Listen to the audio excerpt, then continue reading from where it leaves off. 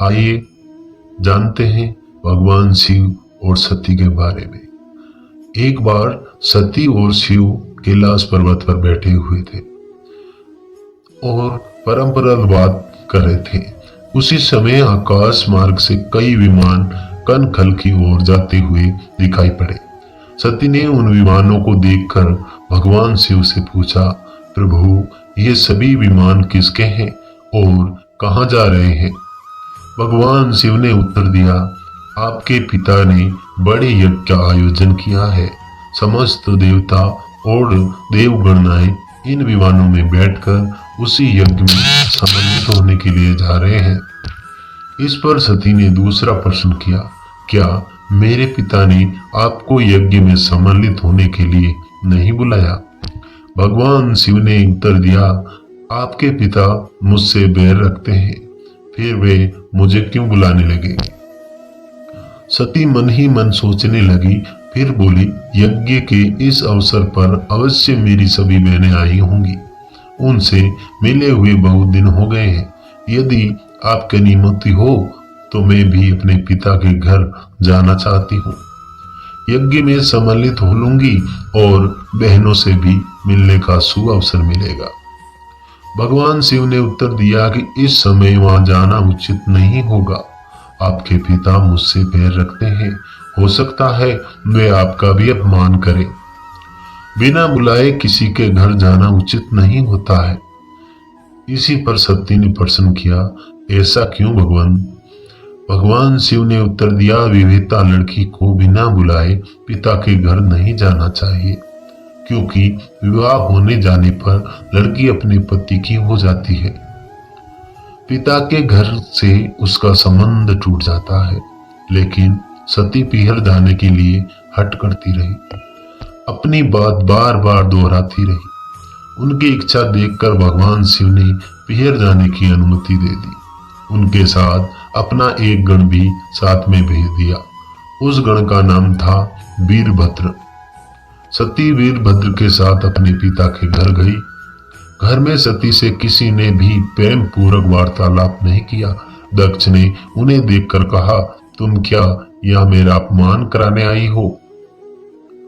अपनी बहनों को तो देखो, ये किस प्रकार भांति भांति के अलंकारों और सुंदर वस्त्रों से सुज्जित है। तुम्हारे शरीर पर मात्र बागा भर। तुम्हारा पति शमशानवासी और भूतों का नायक है। वह तुम्हें बागा भर छोड़कर और पहना ही नहीं सकता। दक्ष के कथन से सती के हृदय में पश्चाताप का सागर उमड़ पड़ा। वे सोचने लगी, उन्होंने यहां आकर अच्छा नहीं किया। भगवान ठीक ही कह रहे थे, बिन बुलाए पिता के घर भी जाना नहीं चाहिए। पर अब क्या हो सकता है, अब तो मैं आ ही गई हूं। पिता के कटु और अपमानजनक शब्द सुनकर भी सती मौन रही। वे उस यज्ञ मंडल में गई जहां सभी देवता थे और ऋषि मुनि बैठे थे तथा यज्ञ में धू धू करती जलती हुई अग्नि में आहुतियां डाली जा रही थी। सती ने यज्ञ मंडप में सभी देवताओं के तो भाग देखे, किंतु भगवान शिव का भाग नहीं देखा। वे भगवान शिव का भाग ना देखकर अपने पिता से बोली, पितृश्रेष्ठ, यज्ञ में तो सबके भाग दिखाई पड़ रहे हैं, किंतु कैलाशपति का भाग नहीं है। आपने उनका भाग क्यों नहीं रखा? दक्ष ने गर्व से उत्तर दिया, मैं तुम्हारे पति शिव को देवता नहीं समझता। वह तो भूतों का वासी है। वह तो भूतों का स्वामी है, नग्न रहने वाला और हड्डियों की माला धारण करने वाला है। वह देवता की पंक्ति में बैठने योग्य नहीं है। उसे कौन भाग देगा? सत्र के नेत्र लाल होठे, उनका मुखमंडल पल्ले के सूर्य की भांति तेज दीप्ति से उठा। उन्होंने पीड़ा से तिल मिलाते हुए कहा, ओ, मैं इन शब्दों को कैसे सुन रही हूं? मुझे धिक्कार है। देवताओं, तुम्हें भी धिक्कार है। तुम भी इन कैलाशपति के लिए इन शब्दों को कैसे सुन रहे हो जो मंगल की प्रतीक है? और जो क्षण मात्र में संपूर्ण सृष्टि को नष्ट करने की शक्ति रखते हैं, वे मेरे स्वामी हैं। नारी के लिए उसका पति ही स्वर्ग होता है। जो नारी अपने पति के लिए अपमानजनक शब्दों को सुनती है, बुरा सुनती है, उसे नरक में जाना पड़ता है। पृथ्वी सुनो, आकाश सुनो, और देवताओं तुम भी सुनो। मेरे पिता ने मेरे स्वामी का अपमान किया है। मैं अब एक क्षण भी जीवित नहीं रहना चाहती। सती अपने कथन को समाप्त करती हुई यज्ञ के कुंड में कूद पड़ी। जलती हुई आहुतियों के साथ उनका शरीर भी जलने लगा।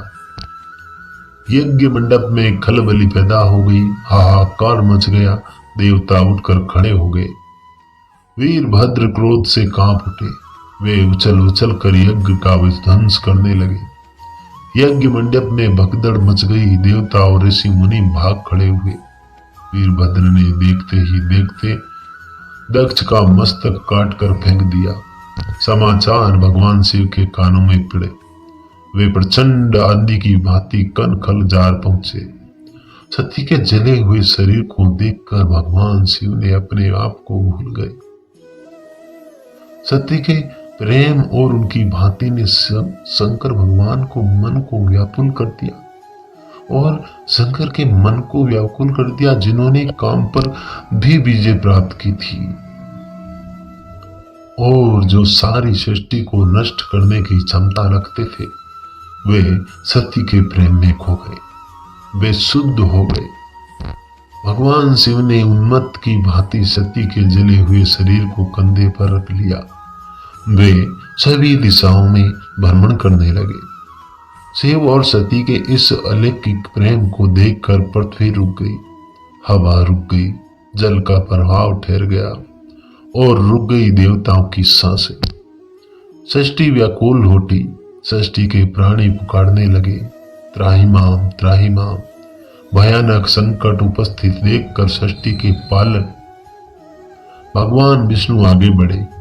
वे भगवान शिव की बेसुधी में अपने चक्र से सती को एक एक अंग कर काट कर गिराने लगे।